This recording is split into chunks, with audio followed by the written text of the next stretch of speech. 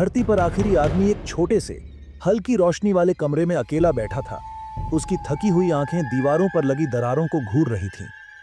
खामोशी उसकी सबसे बड़ी साथी बन चुकी थी, जो न जाने कितने सालों से उसका पीछा कर रही थी।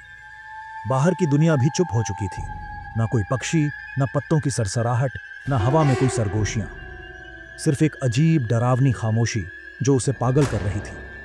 वह बस सोने ही वाला था जब अचानक एक आवाज आई, दरवाजे पर दस्तक।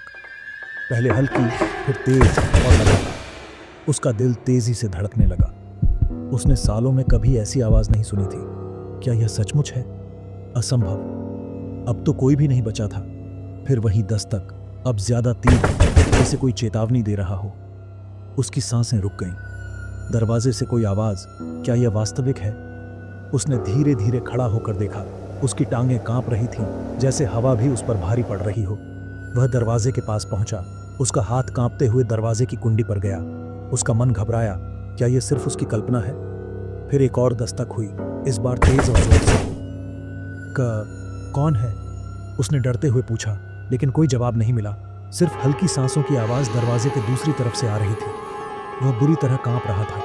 हवा में अचानक एक ठंडक सी घुल गई थी, जैसे कुछ अजीब घटने वाला हो। उसने अपनी सारी हिम्मत जुटाई और दरवाजा खोला। जो कुछ भी दरवाजे के बाहर था वह इंसान नहीं था। वह कुछ और था, कुछ भूतिया। वह काया लंबी, मरी हुई थी और उसकी त्वचा कंकाल की तरह चटकी हुई थी। उसकी आंखें गहरी, खाली और भयावह थी। एक सड़ी गली बदबू कमरे में घुस आई और उसकी गहरी खरखराती हंसी ने उसके शरीर को सिहरन से भर दिया। धरती पर आखिरी आदमी पीछे हटने लगा। एक भयानक एहसास उसके दिल में गहरे तक समा गया। अब वह अकेला नहीं था। वह जान चुका था कि दरवाजा कभी भी जिंदा लोगों के लिए नहीं खोला गया था। यह दरवाजा सिर्फ अंत के लिए था। वह कुछ कर पाता, इससे पहले ही उस भूतिया प्राणी ने कदम बढ़ाए और अपनी लंबी नुकीली उंगलियां उसकी गर्दन पर डाल दी। उसने कुछ फुसफुसाया। उसकी आवाज खौफनाक और सरसराती हुई थी। अब तुम अकेले नहीं हो, धरती पर आखिरी आदमी चिल्लाया, लेकिन अब कोई नहीं था जो उसे सुन सके।